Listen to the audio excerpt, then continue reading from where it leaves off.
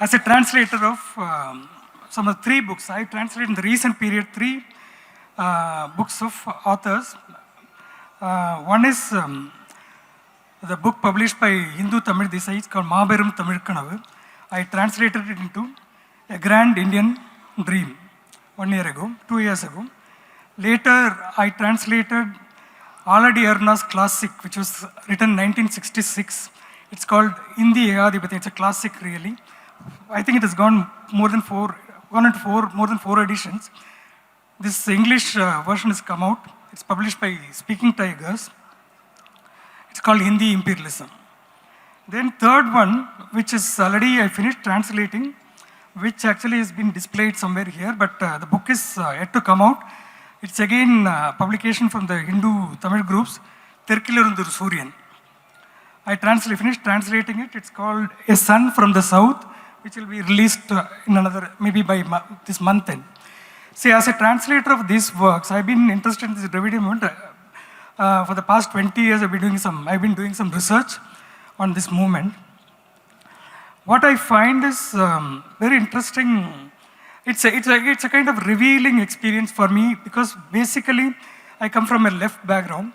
But only when I read about this, when I started translating these works, I really understood the kind of impact these works have had in Tamil Nadu politics and Indian politics also.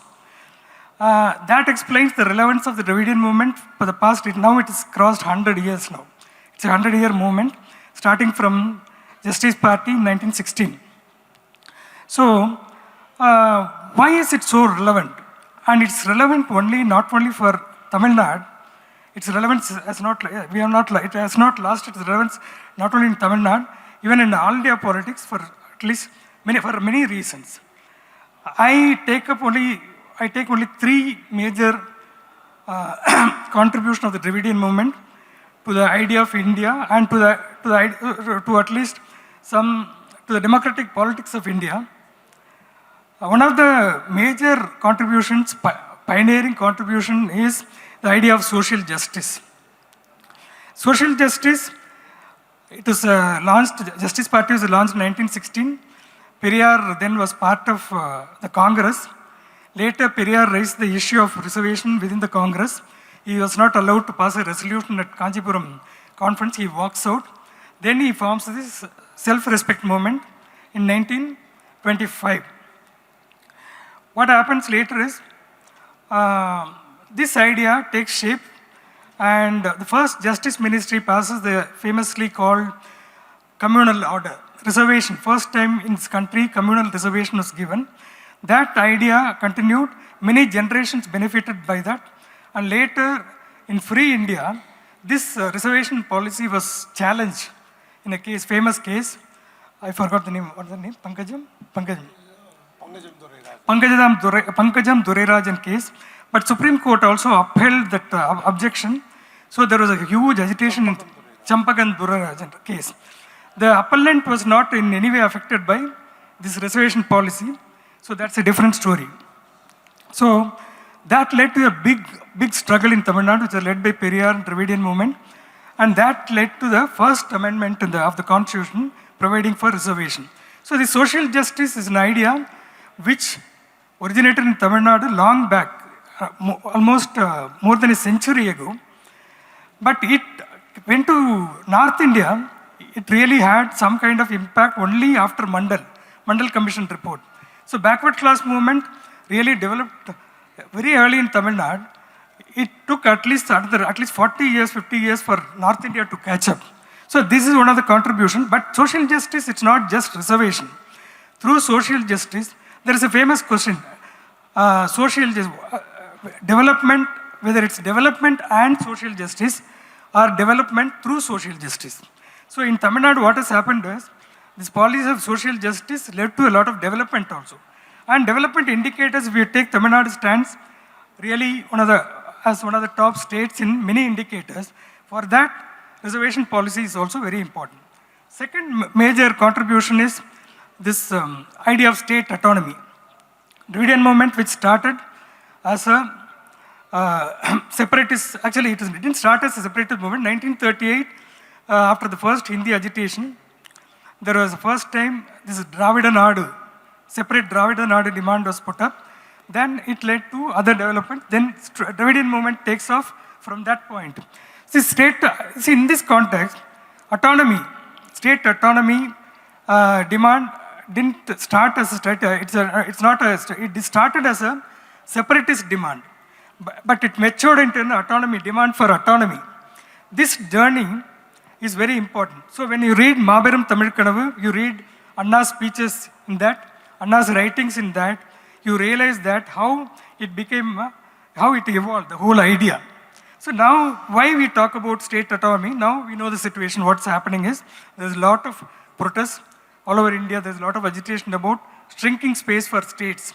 Financial autonomy is shrinking, financial autonomy is actually, they are doing away with it. I don't want to go into the politics of it. And language. So all these issues, state autonomy becomes a very important slogan in this context.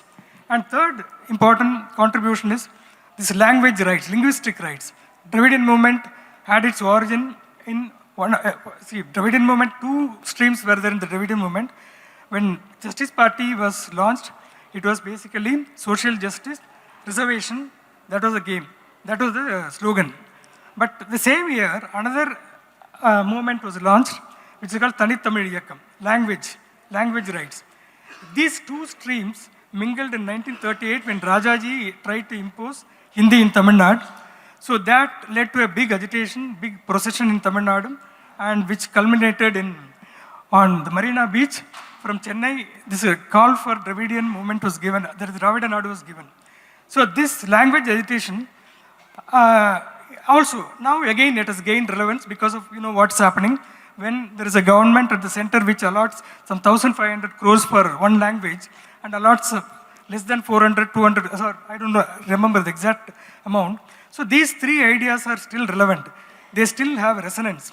When anti-Hindi agitation was launched in Tamil Nadu, people are under the impression that it was launched, it happened only in Tamil Nadu. But in the 1950s and 1960s, it was very vehemently, there was a big protest in Bengal also. And one of the major persons who argued with, in the Constituent Assembly, there was a huge debate about the official language.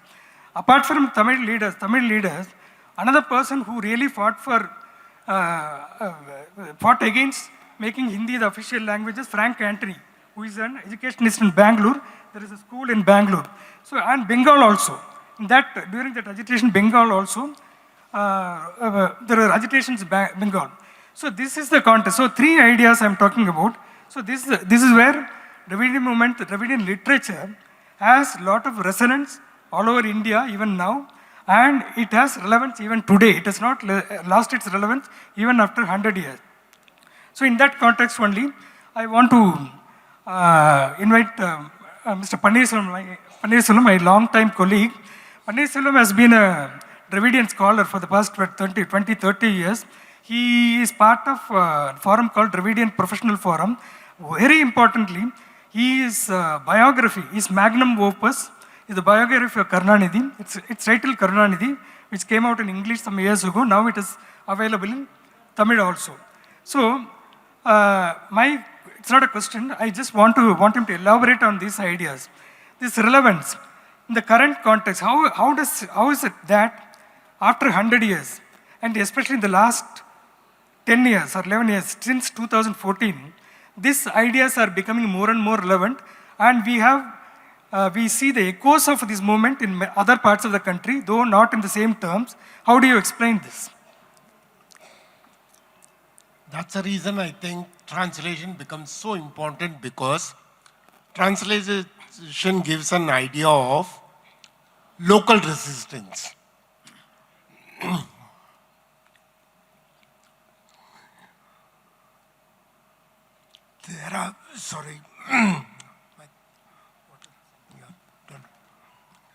There are two conceptions of India. One is coming together, another one is holding together. Whenever you permit deep state to be the dominant one, it's a holding together which dominates your idea of the nation state. What Dravidian movement did is an idea of coming together. It is an interlocking public of language, literature, culture, all of them coming together and one is not subsuming the other.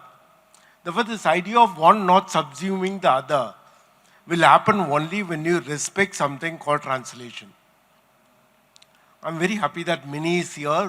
When she started a translation project, in fact, we did a story in Outlook way back in